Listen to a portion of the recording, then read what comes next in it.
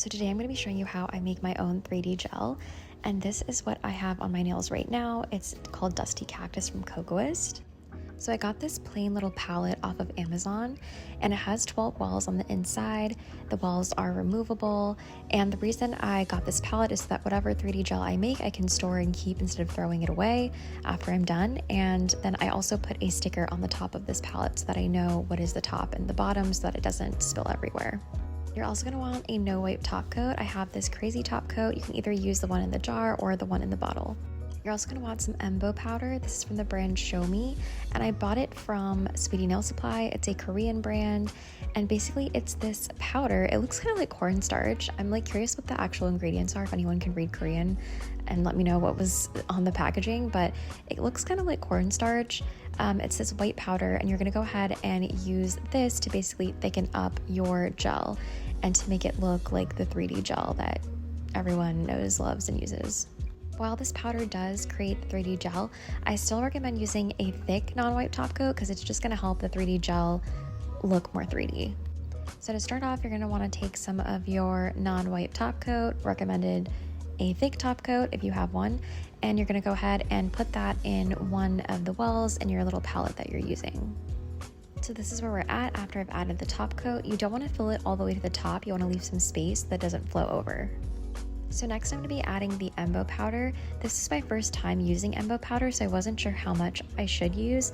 I did have to use a little bit more than I thought I would, but not to the point where this jar would finish quickly. They definitely give a lot in the jar, but I would definitely start slow and add little by little because you can always add more. It's hard to fix it if you add too much. Again, you could always add more top coat if you tend to add too much, but just start little and you won't really have that problem.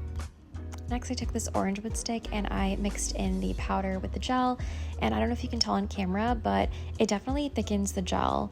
The top coat was already thick, but this powder definitely made it more thick. I don't know if you can see the consistency super well, but it's definitely thick. So next you want to go ahead and add your color. With the design that I'm doing, I wanted to do a monochromatic look, so I'm just going to take that same desert cactus from Cocoist and add it to the 3D gel. And you also don't want to add a ton of pigment because if you add too much, it might make the gel not cure. So just add a few drops of pigment. You don't need a ton.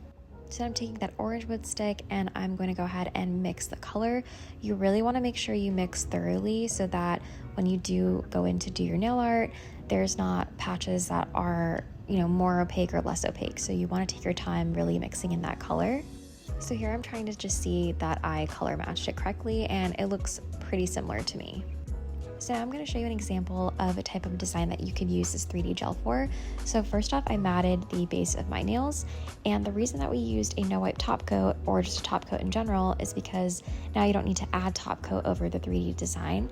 And then on top of that, because it's no wipe, you also don't have a tacky layer that you need to get rid of.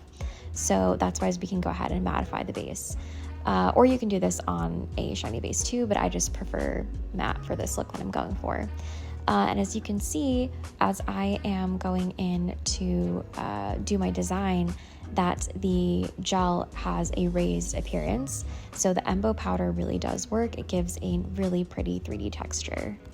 And because the top coat that I used was thick, and I added also an Embo powder to make it thicker, I feel like it really gives you a really good leeway for not having to flash cure as many times. You're definitely going to want to flash cure so that the gel doesn't self-level, but I think when you use a thicker top coat, you have more forgiveness with having to constantly put your hand in the lamp to flash cure. So the design that I'm going for is this Moroccan tile print or a Mexican style print, and I really wanted to do this really pretty raised flower. As you can see how I'm using my brush, I'm really taking time to disperse a big bead at the very tip of the flower, and then I gently trail it to the center just so that I have more of a tapered look for my petals. The easiest way to make a flower also is to start off with kind of a plus sign So add the dot in the center and then the flowers that would make that plus portion of a flower, if that makes any sense. And then you want to go ahead and you can just fully cure that or flash cure that.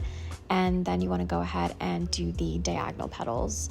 I find that the easiest, and it also helps me with symmetry, just so that I can get a symmetrical flower. So normally I would flash cure in between, but I just kind of wanted to test out this Embo powder and see how much time I have to play with until the gel does self-level. I feel like it was going pretty well for the most part.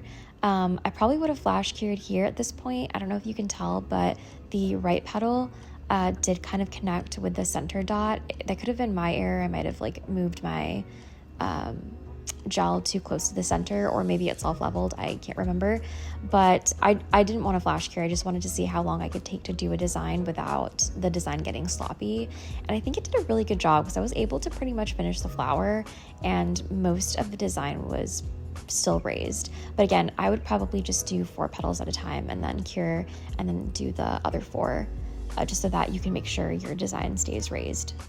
That's pretty much how you make your own 3D gel. I feel like this is really great for people who might want to use 3D gel once in a while, but not to the point where they would have to, want to go buy a whole set of gels. So this way you can go ahead and use whatever colors you have and make your own.